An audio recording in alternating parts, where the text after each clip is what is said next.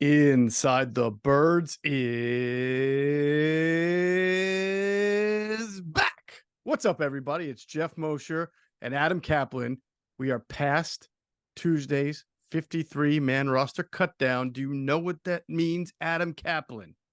It means the next week is week one. This is the bye week. That's Zero. right. Week Like we are on the precipice of NFL football, an Eagles game next Thursday night, the NFL opener. So I'm very excited to get through this podcast, talk about the Eagles' initial or fluid 53-man roster. And look, you know what? We said there might be some surprises in some positions, but at the end of the day, not too many surprises as far as names of people waived, just one, and we'll get to that. But definitely some roster maneuvering, an interesting trade, and what I would call also an interesting way of looking at the entire team, as Howie Roseman articulated, which I think is a good way, which all led to kind of an interesting cutdown day for the Eagles. Yeah, it's 53 plus 16, 69-man roster is the way the clubs look at it. Boy, the Eagles are really doing it. When I saw, their moves on, I guess, their practice squad moves, and they're not done yet. They still have some open spots, but and we're going to break down the roster. It's so crazy what they did. That was nothing surprised me other than the punter. That was the only surprise. Nothing else came close to a surprise, to be honest with you. It was kind of boring.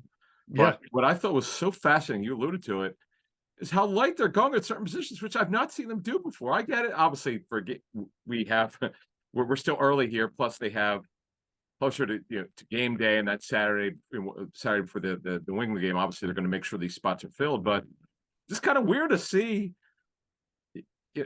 I mean, as many receivers as running backs. Okay, that's not typical of this team. Not many do that.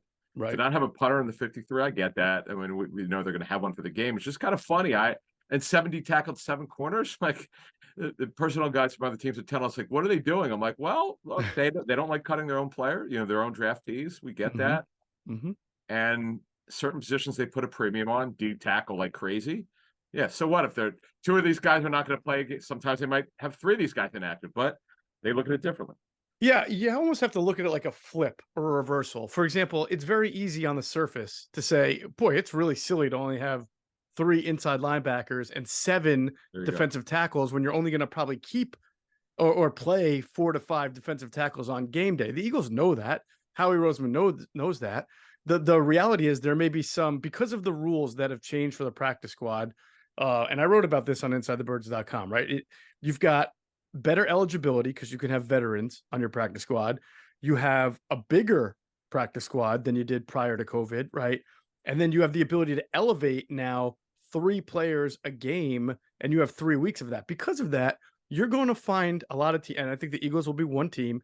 You'll find teams that wind up playing more practice squad players in a given week than I don't want to say 53-man, but you may elevate 3, but then you might have 4 guys on your 53-man who are inactive. You can tell you right away, Kelly Ringo is going to be inactive. There's going to be 1 or maybe 2 defensive tackles inactive because you're not going to go into a game with 6. Yeah, they only can do 4 or 5 teams, just right. Yeah, right. But that's why you now look at it the way the rules are, and I think Howie and Nick Sirianni and Jeffrey and everybody involved take a 69-man roster view of it, knowing that they can use practice squad players now and veterans than a 53. And I think it's a really smart way of going about it, and it'll benefit them in some ways. Yeah, I thought they did a great job last year in manipulating the practice squad and the elevations and what you're allowed to do, taking advantage of the rules. It's just good. They've got that guy, John Ferrari, used to work for the league, who's their sort of liaison to the rules people and to the league office, personnel office. It's good to have that guy there. It's really sharp. I guess he's an assistant GM now, right? Isn't he? He is the assistant GM. One of the 2, right? Yeah. So it's good, really smart to have a guy like that, and they take advantage of everything they could find. This is what makes the Eagles football operations as good as they've been for many years. Is that they know the rules. They do different contracts than other teams do. That's why they're able to keep the roster as good as it is, and they carry our cap space really well. They just really do a good job in football operations. And as you outlined very well, that's a big part of going forward here, how they're going to do it, because let's call it like it is. The 53-man roster on paper is not as good, again, on paper, as last year's. We haven't played the season yet, but it doesn't appear to be, in fact, talking to people from other teams who look at the Eagles roster. Some of the guys you and I both know have said the same thing. They know they're really well coached. They've still have one of the best NFL rosters, and you could argue that they're still the best in the NFC. But it's going to be interesting to see, because, as we were saying at the top here, the numbers are so small at certain positions, and you do worry about the depth, the quality of the depth. That's the big difference between this year and last year, is what it's going to look like if these guys are called upon. 100%. All right, a reminder: Inside the Birds is presented by our friends at Ocean Casino Resort in Atlantic City. It is the exclusive Jersey Shore resort of Inside the Birds. Look, Tuesday night, we had a fantastic Ask ITB live stream for our Patreon members, and that was the night to jump in, especially because Adam and I were just unloading the intel. We were getting a ton of Cutdown Day related intel for our members, and they were there to see it first. And even if they weren't on the live stream, they still were able to watch it on our Patreon channel, even if they missed it. So you want to be the first to the intel. That's what you get being a Patreon member. So of course it's patreon.com/insidethebirds. We will be able to give you some stuff in this podcast, obviously, on the Cutdown Date, what we've heard. But I do want to thank our new members. We've had a few. Bradley is the latest to come aboard to Patreon. And I do have to take a minute, just a real quick minute, to say thank you on behalf of you and I, Inside the Birds, to the job that Andrew DeCecco did on Cutdown Day. It's not, trust me when we say this, chasing down people losing their jobs is not a fun part of our occupation. And Andrew does it respectfully, the right way. He got a lot of information that day. He presented it the right way, and he did his job. And so he helped Inside the Birds that day tremendously, because he had a lot of good scoops on guys that were either coming back or not coming back. So big shout out to Andrew, who did a great job with us also on the pod last week, and has been doing great with our fantasy football preview, which is all out. It's up on our YouTube channel. We've done quarterbacks, running backs, wide receivers, and tight ends. And starting on Monday, I'll have it up on the podcast platform as people get ready for their drafts. So yeah, Andrew's all out there. What an addition to our team, a member of our writing team and our video team, and everything that he does for us. We're deeply appreciated. So yeah, it's just interesting, as overall, because we did that show for Monday morning, and I remember when we discussed, it's very possible they only go with 4 receivers here with Cubby hurt. But would anyone really claim him off waivers? I know it only takes one. It's something we've learned doing the show for 6 years. You never know what another team's thinking. Ask the Eagles that when they lost Togiai and Toth, Brett Toth. Of course, they wound up getting him back, and then Togiai was back to Arizona. He got cut again by the Cardinals this week. But nevertheless, you never really know what another team is thinking. But it was just kind of funny, because we did that Monday morning show, and we had a lot of interesting stuff. And then there are always curveballs, which you can't see, because you don't have access to knowing what they're thinking exactly. Right. And it's just always interesting to see what they're thinking, because as you said earlier, it's the fluid 53. It's the initial 53-man roster. That's all it means on Tuesday. And it changed, though they didn't have any. They did not have any. They didn't get any players claimed. In fact, if you look at the numbers, as I put out on Twitter, 33 players were claimed the day after the 53 cut down. This year, only 24. And if you looked at the 24 players that are claimed, it's not a great list. It's probably one of the weakest 24 players that we've seen claimed, talking to personnel people around the league. But 2 former Eagles were claimed: Josh Sills to the Colts, obviously Shane Steichen, and then Kevon Wallace by the Cardinals and Jonathan Gannon. Yes, the familiarity reigns supreme there. We even said that those two teams would be ones to look out to poach a player, and the Eagles very, very much knew that. But no, in the end of the day, no harmful losses. And look, I think the Eagles got what they wanted in who they kept, who they didn't keep, and who they are bringing back to their practice squad. I think the biggest shock of anything is that the Eagles actually announced their practice squad 13 signings without it being complete yet, because it's not like them to announce anything until everything is finalized. We went 5 months before they announced the coaching staff. Yeah. Oh, I know. That was the longest ever in like NFL history. But anyway, they announced them as agreements, not signings. So, and the hope is that, and we've talked about this over the years with practice squad guys, you hear reports, and then some of them change. Like the guy, because he didn't sign a contract, maybe one team says, okay, we're going to guarantee your salary this year. Like that. Crazy stuff happens with these with these practice squad signings. So anyway, yeah, we'll get to that later in the show. We've got a lot of roster intel to break down here, but certainly interesting. And the punter one though that floored us. We're like, wait a minute, wait, That was he's the one. that was the one. I'm like, wait a minute, what? That was weird. That I've not seen that before. But hey, look what Bill Belichick did. He decided not to carry more than one quarterback. But it's not the first time he's done this. Right. Brian Hoyer was. They only had one quarterback on the roster, but Hoyer was their practice squad quarterback, and they called him up. So we get it. Look, I think it's great. It's sort of a liberating feeling, I think, for GMs and shot callers to say, because of these new rules, I don't want to have to keep a player just to hold a spot. Like, I don't want to have to keep, if he's a substandard player or if he's not giving me what I want, or I think I can upgrade, let me keep other players that I want to develop and grow. And I'm almost positive I'll be able to get this player back on my practice squad. And if not, I'll just find an equal level player on the street. It's a risk, but I think it's the risk worth taking. We'll talk about that. Yeah. Punter's one. Yeah. Punter would be one of them. Yes. Yes, definitely. All right, we'll get into the obviously the 53-man roster in a second. It's Ocean Casino Resort's 5th birthday this summer. You've been hearing me talk about that, and it's almost not summer anymore, right? But they still can't wait to celebrate with you. So join Ocean for exciting promotions and sweepstakes, headline entertainment, the best day life and nightlife lineup in AC, the debut of the birthday bar, exclusive local collabs and partnerships, commemorative 5th birthday merchandise, and so much more. Don't miss stunning fireworks and unique events all summer long. Ocean Rewards members will enjoy over $5 million in gifts and prizes, and be sure to sign up for an Ocean Rewards card to get in on the fun next time you visit them. All right, so the one position that we can look at and say, what else is there to say? They have 3 quarterbacks. We knew this, right? Jalen Hurts, Marcus Mariota, Tanner McKee.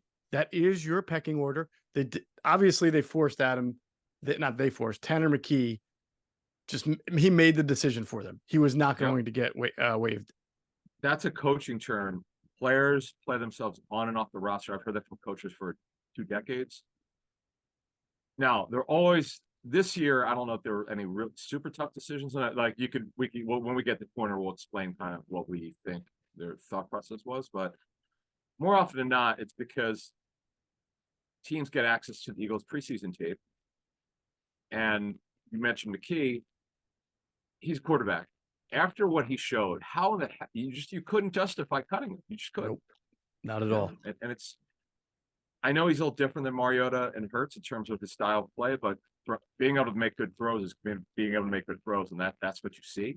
Mm-hmm. And he most certainly would have been claimed off waivers if they would have cut him, because this league is such a problem developing backup quarterbacks. And look, because if you and I would go to practice, and there were some times he just didn't throw. It was an hour and 10 practice. It's Mariota and Hurts, and McKee and Book either got a few reps or didn't at all, and then they would throw in the developmental period after practice. So what a story. What really nice story development through the preseason game from Tanner McKee. Now, an interesting move we brought up. We brought up, if you don't have Ian Book and you keep Tanner McKee as the 3rd, what happens when you need a guy who can run around and make plays and simulate a Russell Wilson or a Lamar Jackson, which, interestingly enough, I don't think there are too many guys that run around. Well, Josh Allen does on the Eagles schedule, but I thought it was pretty interesting that Greg Ward is back or agreed to terms to come back to the practice squad, because remember, he has played that role for them in the past prior to Jalen Hurts' arrival and being a starter. And you could say, well, he's also a punt returner, but they brought Devin Allen, Britton Covey. We'll get to it. But I wonder if Greg Ward coming back here was for those purposes also, to get him a mobile guy quarterback on the look team, because that's what he used to play. It's important. Yeah, there's no doubt. I mean, they have not really valued him as a receiver for like 4 years. Unfortunately, he just has not really gotten a chance. And so he's pressed into service in 2020 with that room. The room was so immature and just struggling, and he got a chance to play and he did a good job. But since then, it's been on and off the roster. It's his 7th season, by the way, with the football team. How cool is that? Like, that's it amazing. Is pretty cool. It's amazing. He's like wide receiver emeritus.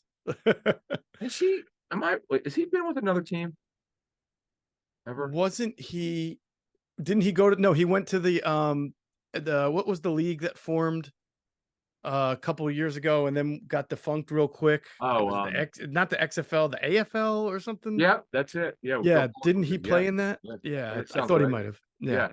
It's amazing. I mean, I don't know why other teams wouldn't value him. I mean, no, at least he's a backup slot. I get he's not like real fast, but guy got open many years ago, and oh well, so he's back. Yep. But we'll get to the practice squad in a minute. But just rounding off offense, the 4 running backs we expect. Oh, by the way, we should mention that Trey Sermon did pass through waivers unclaimed. He's on IR. He does have a legitimate injury. It's not a one of those people talk about, oh, it wasn't real and they wanted to put him in the practice squad, or it wasn't real and they just wanted to put him on IR. No, it's real. Our understanding is he got hurt again in the preseason game, so he is on IR. So the 4 backs we expected to make it made it, of course.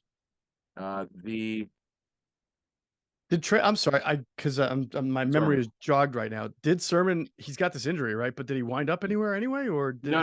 He's on IR. No, he's on IR. Oh, so he goes That's right. He reverts to IR, of course. Yeah. So he still winds up under the care of the Eagles. Yes. Now they could, depending on the severity of the injury, we're not clear on it. They could reach an injury settlement, like with Tyree Cleveland. They had to reach an injury settlement right before the 53 was set, before 4 p.m. Eastern on Tuesday, or they can't, like they did a settlement with him, and he did pass the waivers unclaimed on Wednesday, so he's eligible to be re-signed later in the season. The way we understand it is that had they not done that, he can go to another team, but he couldn't come back to the Eagles. It's just the way the rules are. Mm-hmm. They're put in place to make sure there's no funny business with clubs, because over the years, because if you remember, like PUP got shortened up through like that rule was ridiculous. Like with PUP used to be 6 weeks, 2-week acclimation period. You could come back for week 9. Clubs are like, wait a minute, if our guy's ready week 5, why the heck can he play? Right. It got shortened to 4 weeks. There's no acclimation period. The guy can play for week 5 of from a different club. As a guy's ready to go week 5, he can play. But anyway, so we're kind of in a holding pattern then to see what happens with Trey. Yeah, we'll look into it. Yeah, we'll look into it. But just to clear that up, it's legitimate. He's on IR. He passed the waivers unclaimed, and we'll see what happens. So we got the 4 running backs, 4 receivers, 4 tight ends. Now, Albert Okwuegbunam, that's how you say it. Albert O is on the Eagles. I like that trade because this guy could run, and he's a big dude. He's not much of a blocker, but that's not why they made the trade. They made the trade for him because, quite frankly, based on us checking into it around the league, how people saw Alcantara and Albert O. Albert O is a better football player. Mm-hmm. Just bottom line. Yeah, he was a 4th-round pick out of Missouri. He had a really good second year in the league as Noah Fant's backup, right? And then he obviously fell out of favor with Nathaniel Hackett and his staff, but that staff proved to be pretty incompetent. So you can't necessarily blame Albert O for it. He can run, he can catch, as you mentioned. He had 3 catches for 77 yards against the Eagles 2 years ago in that game in Denver. He had 101 yards on 7 catches in his preseason finale. How about that? Yeah, I get it. I get that they thought, you know what, we do have 2 other guys with upside as well in Calcaterra and Tyree Jackson, but this guy may have more upside because he's already played. He's already proven what he can do. We're going to hold on to Calcaterra anyway. At least for now, they're doing that. And Tyree Jackson is a guy they've tried to develop, but again, you've got a chance to develop Albert O. And if Goddard gets hurt, you could see Albert O stepping in and being a pretty good number 1 for a few games. If he had to be a number 1 tight end, because he can do both. And Stoll could be the wide tight end, which he is, and Albert O could be the move tight end. So you're absolutely right. So that's tight end. I really like the move. That's the only trade they made. Yep. The 4 offensive linemen we expected to make the team to have 9. They all made it. Obviously, Driscoll, Steen, Opeta, Freddie Johnson, number 50, Fred Johnson. So we'll see how he does as the backup left tackle. Let's hope he doesn't have to play. And then let me see. Is there anything? No, not. By the way, because people have asked, like, what's the need to get Albert O? I would say that Howie has always looked for good. Go back to DeAndre Swift. I don't know if that was on Howie's radar, but as soon as the Lions drafted Jahmyr Gibbs, an opening was created. Right, he could sense the Lions were moving on, and this was a guy who has a lot of talent, and all it cost him was, I think, a future 4. Right, so it makes sense. Yeah, go back to Howard getting Gardner Minshew when he had a pretty good backup in Joe Flacco. When Howie senses an opportunity to get a pretty good young talent on a good deal, whether it's 1 year left or 2 year left and not a lot of money, it doesn't even matter what, but he'll just upgrade. And I thought that was really smart for him. it's one of the things that separates him. It's really why he's a top 5 GM. Hmm. Is yes, all GMs make mistakes. We know that, but the bottom line is, it's just like you talked about. And Bill Polian told us, former Colts GM who's in the Hall of Fame, you never turn up down an opportunity to have an upgrade. You just don't. If it comes, like you said, the DeAndre Swift one, they made a decision he wouldn't be on the football team that the Lions did, and the Eagles only had to give up a 25 fourth. Why not do it? Look, now the one issue though is the Eagles have given up. You know, they've given up a lot of draft picks to move up over the last couple of years. Swift trades, some other trades, and that does sometimes hurt your depth on the back end. That's the one negative about doing it, but it's all about the starting 22 is the biggest thing, and the quality of depth at certain positions. And show me a team now, if they stay healthy, that could be deeper than the Eagles, the running back position. And it would be hard to do. Hard to find one. All right, let's go to defense. First, I want to pause real quick to hear a word for some great sponsors. All right. Defense. Adam, when we did our 53 roster, man, I think both me and Andrew were like, you know what? We're banging the table. We think we're keeping 7 defensive tackles. And sure enough, the Eagles did it, man. They kept 7 interior defensive linemen. And I know Williams will definitely be a backup end. You know, he'll be the 4th end, but no one around the league could understand it. And I said, listen, though, if you look at it, right? But you almost draft pick. Okay, he probably won't. I don't know how much he'll play. The hope is he doesn't have to play because they're so deep there. David Street was signed for a reason.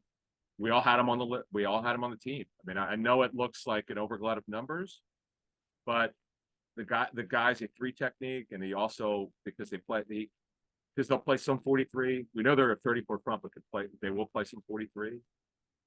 I don't know how much he'll play. I don't know if he'll dress every week, but he's a good football player. He does have some pass rush skill.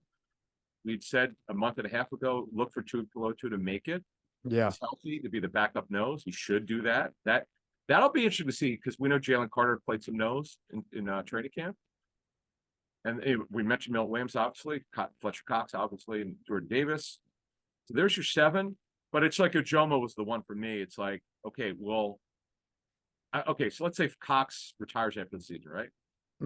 David Street's on a 1-year deal. You got Carter, you got Davis, you got Tuipulotu will be in the final year of his deal next year. Milt Williams is a really good football player. Okay, so you could make a case to not cut Ojomo. He could be your 5th, and because you always have to look 3 years out about what your roster. You look at your cap and cash spend for 3 years, and you want to look at your roster. But in terms of this year, it's a head scratcher. But I get it. I get what they're thinking long term. This guy could be a guy who can play in this stuff down the line. I do get it, but I also I think Tuipulotu is the one that sticks out to me that says, you know, I don't understand it as much, because again, you've got, if you're looking for a backup nose, you just mentioned Jalen Carter can play it. You can move guys, or I don't know what, I know he had a good camp, but again, you're only gonna there's probably 2 defensive tackles that are gonna have to be inactive on game day. I don't think you're gonna keep 6 active tackles on game day. You have 4 that's a or 5. lot. Right. Right. But what we said about Tuipulotu was, before camp started, he said this guy's got a very good chance to make the team because he's got some explosiveness to his lower body to push the pocket. And, you know, he'd not been healthy the first years, but he's healthy. And that's exactly why they drafted him to be the backup nose. And the thing with Jordan Davis is, you know, going into training camp, though they knew he was in better football shape, the conditioning was going to be the challenge for him. And so far, so good. But Carter's not really a natural nose like Tuipulotu is. And that's why we said there's a very good chance he'll make the team. Yeah. I just thought he would make it over one of those guys that they kept, like Street or Ojomo. Yeah. The Ojomo one, again, just so we can move on to other positions. Ojomo's the one. It's not about this year. He's probably not going to play. Look, the hope is that nobody gets hurt and he won't have to play. Right. What value would he have on game day, as you were talking about? You dress 4 or 5. You only dress 6 for very special. There would have to be a special reason to do it.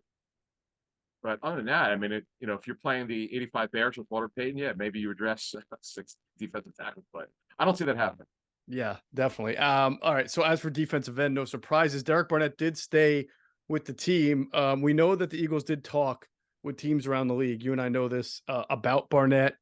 There was a report he was given permission to seek a trade. I know one team in particular in the AFC spoke about it, but they just they didn't feel they needed Derek Barnett. Remember, as we look at Derek Barnett as the first round pick, the guy who had the fumble recovery in the Super Bowl, had a good rookie year, but he, if you're looking for a pass rusher, you're going to say there's a lot of meat left on the bone there for his career. I think the most he's ever had is 5.5 or 6.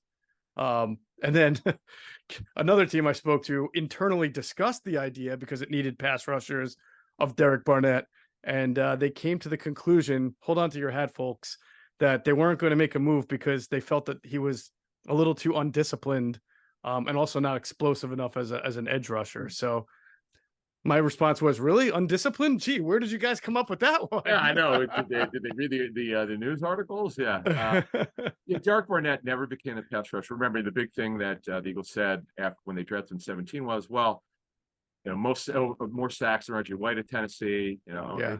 We had noted in 2018 when we first started Inside the Birds, the big thing in the scouting community around the National Football League, the ankle flexion, the ability to bend. Okay, that's great. It's all tape based, so you can't really challenge it. He just never became that pass rusher. Right? He wasn't a bust, but there's a category scouts use. It's called disappointment. He was in the disappointment category. There's no question. He was not the pass rusher. You didn't draft to be a run stopper or a tough guy in the first round. You drafted to be a pass rusher. He just never became that guy. Right. But he's serviceable as a backup end. You stand him up. He's done some standing up. He's okay. He's a decent backup player. Very tradable contract, by the way, but you don't trade for guys like that unless you see some value that maybe some others don't see. Because again, he's a run guy, tough guy. Yeah. Say smart, but it's not a lot of value. Yeah, no, I know. I guess I'm just surprised. Like a team like the Bears that have nothing wouldn't fork over like a conditional 6 that could be a 5 if he gets like, I don't know, 70% of the snaps, 5 sacks, something like that. Because it's hard to find any decent pass rushers. So they got one guy that you're so right. They're building the team the wrong way. This is not like if they're running a 34 front, I go, okay, I get it. If you want to build it like the Ravens do and overpay at linebacker, but over 25 million this season to off the ball linebackers and Edmonds and Edwards. Mm-hmm. They saw their big free agent signing, who's going to be the best pass rusher, is now on. Let's see, 1, 2, 3, 4, 5. It's his 6th team, and Yannick Ngakoue. I forgot they got him. Yeah. Yeah, I mean he's probably better as a situational pass rusher, but they have nobody, as you said. They just don't have anyone who could rush the passer. I don't understand the way they're building that football team, but good luck, Bears. Good luck to you. All right, let's move on to the linebackers. Look, we said Janoris Robinson was probably not going to be able to make it as a Sam or an edge because of numbers game, but that Patrick Robinson, we noted his importance to special teams. He obviously did Patrick Johnson. Yeah. I was having 2017 flashbacks there. That's right. Patrick Johnson did make the team. Now, here's what's interesting, right? They kept those edges, but they only went with 3 inside linebackers, 3 off the ball linebackers, which is Nakobe Dean, Zach Cunningham, and Christian Ellis. This feels like one of those things that's not going to stay that way, or you're going to see some practice squad moves go on, because you cannot just have 3 inside linebackers when you're playing a 34. You just can't.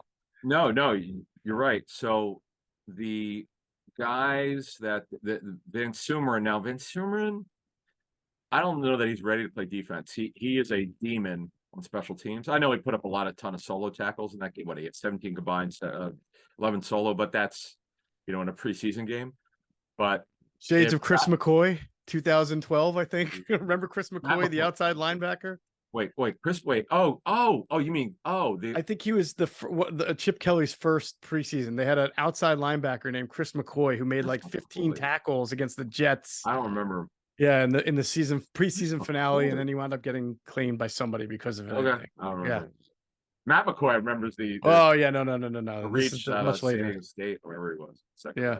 Anyway, so Van Sumeren is a guy they can look at, but to me, they have room in the practice squad. They need a veteran. Whether it's bringing back Nick Morrow, somebody else, they really need to look at a veteran guy who could go in there, because Christian Ellis is inexperienced. I mean, right now, as you said, he's the 3. That's all they got. Now, the one thing we were told, and shame on us for not mentioning this or observing it, I guess, but in the 4th quarter of the preseason finale against, who did they play? The Colts, right?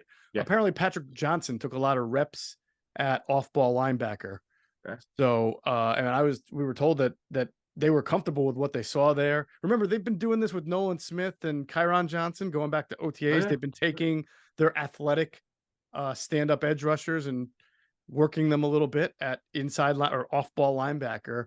And obviously they have some pretty good athletes to do it between Nolan Smith, Kyron Johnson, who wound up back on the practice squad, and Patrick Johnson. So you can look at it like they have four, much like you look at Milton Williams as an extra defensive end if need be. You can look at it that way, but I agree with you. I think that they need to be comfortable in having at least four natural, conventional off-ball inside linebackers. And so, I'm a little. Well, I guess we'll see what happens with Nick Morrow. I don't know what's going on there. Yeah. But the Eagles still have practice squads slots available. All right, before we move on now, you got Jacoby Dean, as we noted, when he was drafted, there was concern with his size and his body was beat up. He had a pectoral injury. That's why his pro day wasn't great was as good as you would think it would be at Georgia. And then Zach Cunningham has had a big injury history. So in recent years, that is. So yeah, that would be a concern. And then Sweat, you've got your three DNs and who all can stand up with Sweat, Graham, and Barnett. And that rounds off their front seven. Yep. All right, let's go into the secondary. I guess none of us had predicted them keeping it. We knew six. We were talking about how six was a reach. Like, whoever keeps six cornerbacks, and then they wound up keeping seven. They kept, they did it to make sure they didn't lose Eli Ricks and Mario Goodrich. And as we understand it, I can understand that because A, we heard that they both heard that would be a risk. They could have been claimed. And then B, if you look at how many guys were claimed, Adam, 24 altogether, 10 of them were defensive backs, right? Oh, so okay. That's almost 50% of the waiver claims the day after were D-backs. So I can understand why the Eagles were reluctant there.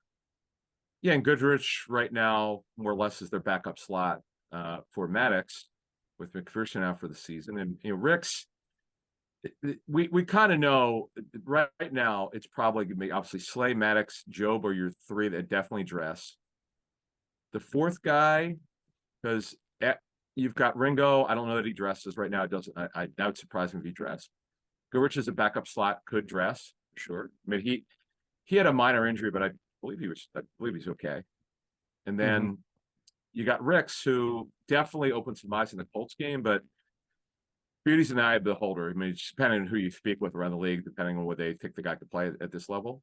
But you got your three guys who are definitely dressing, definitely playing, and are important. And then it's just a matter of how they have the rotation there remains to be seen. And then at safety, it was the four guys we expected. And then Wallace, by the way, as we mentioned earlier, was claimed. He was cut, he was waived, and he was claimed by the Cardinals. So it's Edmonds, it's Blankenship, it's Brown, and Evans. Now, here's the interesting thing. I cannot wait to see this. No, Blankenship probably won't come off the field very much, if at all. It's okay. When Sidney Brown is really improved like the last 3 or 4 weeks. Okay, so what does that mean? How does it manifest itself? Is it week 3, 5, 7, 9? When's he going to take that job opposite Blankenship? Like that's the thing I'm very interested to see. I agree with you. Probably sooner than later. From what we understand, by the way, Kevon Wallace really did have his best camp. It wasn't just that he was getting early looks because he was the veteran guy. He really did have his good camp, but you saw Justin Evans rising sort of at the end of camp to the first team. And remember that Justin Evans, and this is big, because that fourth spot, you need to be versatile. You have to play special teams, which Evans is a better athlete, or at least before all the injuries. But also there's versatility there. Justin Evans can play nickel. In fact, he played a decent amount of nickel, as I understand it, for the Saints last year. And it is for that reason, actually, Adam, that I believe that if early on here, and if you think I'm wrong, that's fine. This is not me reporting. This is just my hunch. You're trying to win games, right? If Avonte Maddox were to get hurt, I don't believe Mario Goodrich would come in right away. In fact, I'm not sure he's going to be active week 1. He's still a guy who's never played in an NFL game. I think Bradbury's ability to move inside and Evans, the fact that he's played the slot, means that one of those two guys is more of the backup slot. But yes, Goodrich is practicing as the backup slot because they're trying to groom him for that role. But I would think Evans over him if Maddox limps off the field. Evans would make more sense because Bradbury, look, he's an outside corner. I mean, he actually, I guess he talked about it. He was asked about it with the media, and they cross train him just in case. But no, you're right. Evans was kind of, in fact, I think that's probably why he played as much. The snaps that he got were because he was able to play nickel. He didn't do that for Tampa Bay. I know it's been in forever since he played for them because he missed 3 straight seasons. But good for him to revive his career. It's been a nice story. The Eagles gave him a little bit of guaranteed money. And we'll see how it breaks down for the season. That's the mystery of this roster, in which we really like the training camp battles, because there's still a mystery on playing time for these backups and how the rotations are going to go. 100%. We just don't know yet. I mean, the coaches are obviously still working through that. And I mean, Emmons should start week 1. Now, would it shock you if Brown and Evans, split time with him, or do they have a rotation? We'll have to see. Typically, not at all. That wouldn't shock me. It would shock me if they don't rotate, to be honest with you. Sure. Yeah. All right. As far as the specialists go, pretty obvious. Rick Lovato is the long snapper. Jake Elliott's still your kicker. There is no punter on the 53. We talked about Aaron Sipos on the practice squad. I want to make one quick comment on Aaron Sipos before we finish this off, because I know everybody wants him off the team and they're mad that he's back on the practice squad and they're mad the Eagles haven't found an upgrade. I just want to caution everybody to remember, Jake Elliott has kicked very well since Aaron Sipos has not only become the punter, but the holder for the punts. And we detailed this a couple of years ago when they moved on from Cam Johnston, right? That we were told that I don't know if it's called a battery, whatever it is, the exchange, the operation needed to improve. And Jake Elliott has been very good. I mean, really good. Got himself back together with Aaron Sipos holding. So the Eagles know that. People should keep that in mind too. And also, we'll see what happens with Braden Mann, the punter, this former punter Steelers who was waived. I don't know what the hell was going on. Why would they keep that? They were troll. I'm telling you, Andy Weidel is trolling the Eagles over there. He knows they need a punter. I don't know. I just thought it was comical because anyone who works in the NFL, they get to see the personnel notice. And it's actually not. They used to be what teams. Many years ago, you could see on the personnel notice who put claims in for players. They don't do it anymore. There's a way that you could find out. So we got tipped off that the Eagles put a claim in for Mann. We put this out 4 months or 3 months, whatever the hell it was. Actually, back in April. Wow. Yeah. Wow. Yeah. April. So anyway, long story short, I just thought it was comical. Why are they keeping 2 punters? And then the next day they cut him. They waived him. So we'll see if they put a claim in. And no, it's funny. Remember we had the joke that there was a punt off in the playoffs between Kern and Sipos. Yes. I just came up with that stupid term. And neither of them won. Right. I know. It didn't work out. No. I doubt that they'll do it this time because they have Sipos on the practice squad. Like that, he'll just be called up for game day, or they'll have to make a decision at some point after the first 3 weeks. No. They also have their veteran punters out in the market. There's a decent amount of them. They can look at that. We'll see if they put a claim in, but things have kind of changed since then. But it's a guy they liked enough to do it, so can't rule it out. All right, let's move on to some of the transactions. The interesting one came a couple of days ago when the Eagles signed Isaiah Rodgers, the cornerback, formerly of the Colts. He was involved in that gambling violation. There was another Colt and another player. There have been a couple of waves of violations, but he is suspended indefinitely, Adam. So this is clearly a future play on a corner who has nickel experience. I believe is a nickel by nature. He's 5'9" or 5'10", right? So I believe he's an inside corner, and he has experience with Nick Sirianni going back to the Colts. Yeah, 2 things. He actually has played inside and outside. Kenny Moore will be their slot corner if the Colts could get everything together, because their corner group is weak. But what I was told is 2 things with Isaiah Rodgers. He was absolutely competing for an outside job. Okay. Do both. And he was a dynamic kickoff returner at UMass, like really good. Good point. Yep. And the other thing is he had pretty significant character concerns coming out of UMass. Seemingly put that behind him. Then they had the gambling issue. So Chris Bauer, the GM, cut him. I guess he had enough of him. He could have waited a year. He could have waited out because he can't play, and the salary gets frozen. But Ballard decided to come. Didn't want him on the roster. But there's talent for this kid. This guy was a good story of development for the Colts, and they decided to move on. They just weren't going to wait for him, and we'll see what happens with Rodgers. But he was a 6th-round pick in 2020, and he's just got to get himself together. And I know he put the statement out, talking remorse about what happened with the gambling issue. But He look, there's no harm here. Now they, obviously they can go back, whatever their scouting reports had on them, they can look back at that, but they have a pro department. That's really what it's about more now. And obviously the pro department must have passed them. They must have gotten good enough information to feel like they could trust him.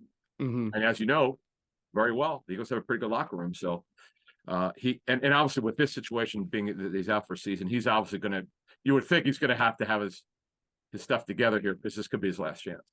Yeah, it's interesting that he was cut July 29th or June 29th. So he was out there for about 2 months, and then the Eagles sort of just signed him now. I wonder if maybe they were afraid of the optics of trying to sign him maybe a week after he got cut. I don't know. True. Or if they were doing more homework. I mean, sure. Yeah, I mean, it struck me as interesting that he had been available, and all of a sudden, bang, the Eagles signed him during a very, high volume storylines going on around the league, and it kind of gets under the radar. Sirianni was with him for a year in 2020. So, I mean, I don't know. I mean, he was around him. I mean, I know the guy's a defensive player, but Sirianni was the OC, so he must, I'm sure he remembers him. So they have that intel. And Marcus Brady is on the Eagles staff, obviously was there then. So I would assume. So who's now with the Eagles. So anyway, yeah, that was a very interesting move. And the guy could play. And look, the Eagles don't have enough good young corners behind the two veterans. So we'll see what happens there. And no waiver. They didn't get any. We'll look in to see if they put any claims in, but they didn't get any this time. Last year, they got Ian Book on the first day, and then they'd wind up later getting, when the Niners later cut, a couple days later, they cut Sermon, and the Eagles were able to claim him off waivers. Right. All right. We'll talk about the practice squad in a second. First, I want to remind everybody to check out our friends at phlsportsnation.com. They are enhancing the fans' experience with all their coverage of Philadelphia sports teams. For the fan, by the fan is their motto. So make sure you check them out at phlsportsnation.com and on Twitter at phlsportsnation. We'll also pause to hear from our great friends at Sky Motor Cars. Sky Motor Cars in Westchester is a different sort of dealership. All it takes is one look at their Highline pre-owned vehicles that people all over the country want and need. Owner Brett Schiller makes sure you don't spend a dime of your money before you purchase the car. Sky Motor Cars allows you to make all the decisions regarding your next vehicle. At Sky Motor Cars, you never have to spend more than necessary.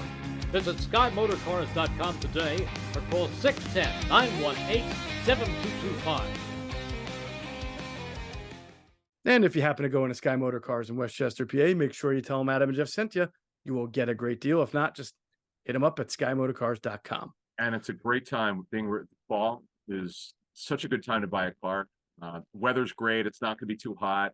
And as I've said many times over the years, Sky is the sponsor. They ship across the country. I mean, they ship to California. In fact, I met one of their drivers who brings the cars around at Eagles practice a couple weeks ago. So that was kind of cool.